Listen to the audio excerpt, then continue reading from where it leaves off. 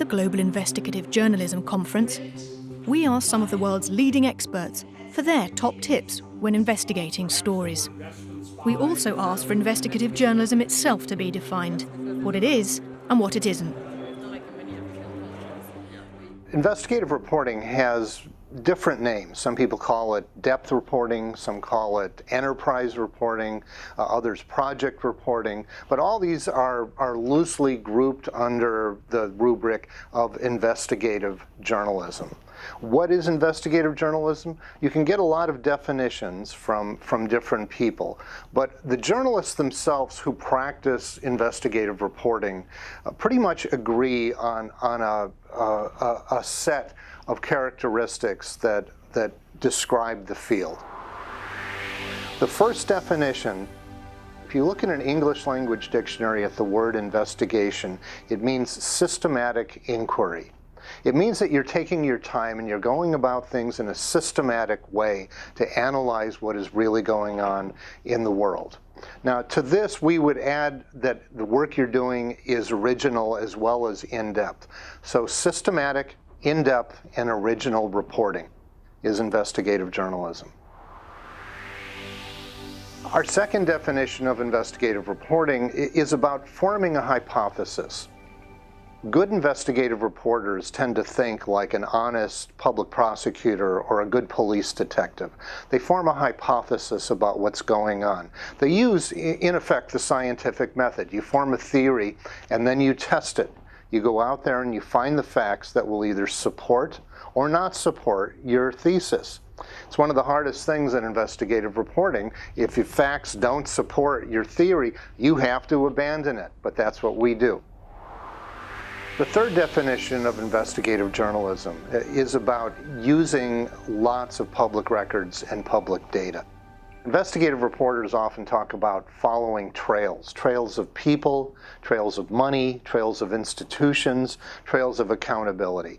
And they do this through paper trails and data trails. They collect as much as they can that's on the public record.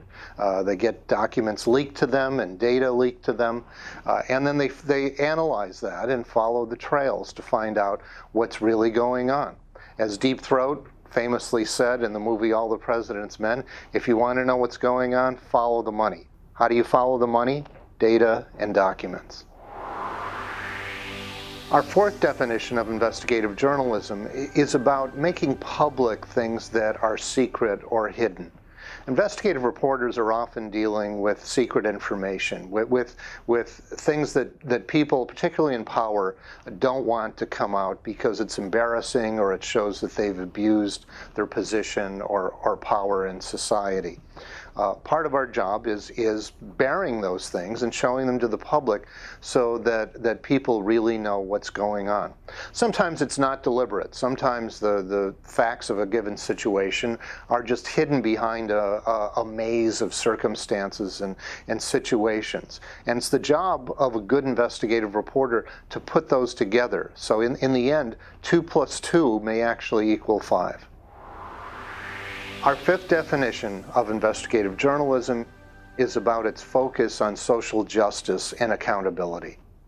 If you go back to the beginnings of modern investigative journalism, say to the old muckrakers of America's progressive era more than 100 years ago, these were crusading journalists who believed in righting wrongs. They believed in protecting the little guy and those most vulnerable in our societies. They went after big city corruption, medical malpractice, the biggest corporations abusing their workers and trashing the environment.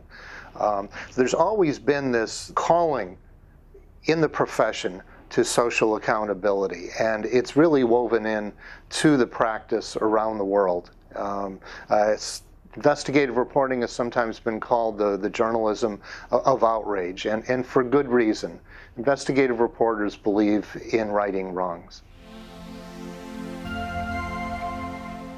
Now that we talked about what investigative journalism is, let's take a minute and talk about what it isn't. Investigative reporting is not what we call leak journalism. Just because you get a leaked document or leaked data doesn't mean that you're doing an investigation. It doesn't mean you've done a systematic inquiry. If you look at some of the great projects of massive leaked data in recent years, they've used the leak as the beginning of the investigation, not the end of it. They use it to generate leads, and then they do the systematic kind of investigating that we've been talking about. Investigative reporting is also not simply about crime and corruption. Covering crime and corruption is a beat, and investigations could be about any topic. They could be about health or education or human rights. The mere fact that you're writing about illegal acts doesn't mean that you're doing an investigative report. So what is investigative journalism? From talking to reporters all around the world, we can come up with a strong consensus definition. Investigative journalism is the in-depth, systematic use of original research and reporting. It often uses large amounts of data and documents. It uses public records to find out what is going on. It also involves frequently the bearing of secrets. It makes information that before had been hidden into the public domain. Finally, it has a strong emphasis on social justice and accountability. So all these ingredients together make up what has really become the modern practice of professional investigative journalism. What do we mean by systematic investigation? Well, let's take the most common kind of beat reporting, say covering a fire.